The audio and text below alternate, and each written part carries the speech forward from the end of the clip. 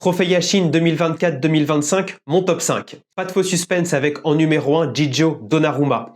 Collectivement, il réalise presque le quadruplé avec le PSG, seul bémol avec l'Italie où c'est plus compliqué.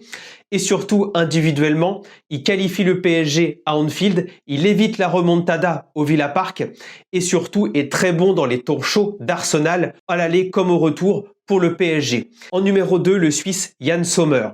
Pour moi, offensivement, il a réalisé la meilleure performance de cette Ligue des Champions avec ses ressorties de balles exceptionnelles face au Bayern. Ensuite, défensivement, pour moi, ces deux arrêts face à Yamal sont absolument exceptionnels et sont les plus beaux que j'ai vus lors de cette saison. Malheureusement, collectivement, il n'y a pas de titre avec cette très mauvaise gestion de fin de saison de l'Inter et cette mauvaise finale de Ligue des Champions où il est notamment pas décisif. En numéro 3, le gardien d'Arsenal, David Raya. Il a été littéralement le 11e joueur du bloc d'Arsenal, le 4e joueur de sa défense à 3 et avec un jeu long absolument exceptionnel en première ligue.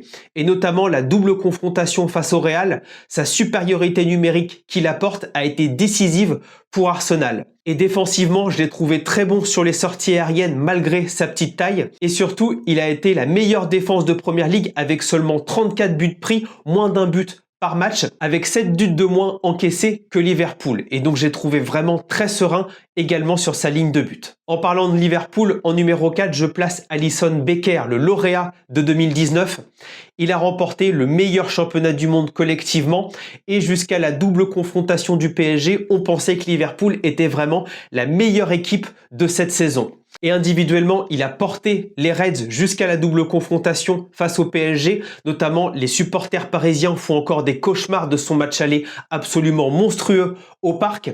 Malheureusement, au match retour, je trouve qu'il peut mieux faire sur l'égalisation de Dembélé sur la double confrontation et il tombe sur un grand Donnarumma lors de la séance de tir au but. Enfin, en numéro 5, Thibaut Courtois. Même si le Real a réalisé l'une des pires saisons collectivement, avec notamment aucun trophée majeur gagné. Néanmoins, individuellement, pour moi, ça reste le meilleur gardien du monde, absolument monstrueux tactiquement lors des duels en 1 contre 1 et surtout dans les sorties aériennes et son jeu au pied gauche et maintenant pied droit où il est vraiment très bon.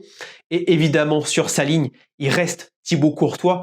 Pour moi, je ne pouvais pas le sortir du top 5 parce que ça reste le meilleur gardien du monde. Voilà pour mon top 5. Dites-moi ce que vous en pensez dans cette liste nommée au trophée Yashin. J'ai pas été très inspiré pour faire un top 6, 7, 8, 9 ou 10, mais dites-moi le vôtre en commentaire. Et surtout, j'ai hâte de voir la consécration normalement de Gigio Donnarumma dans sa ville d'adoption.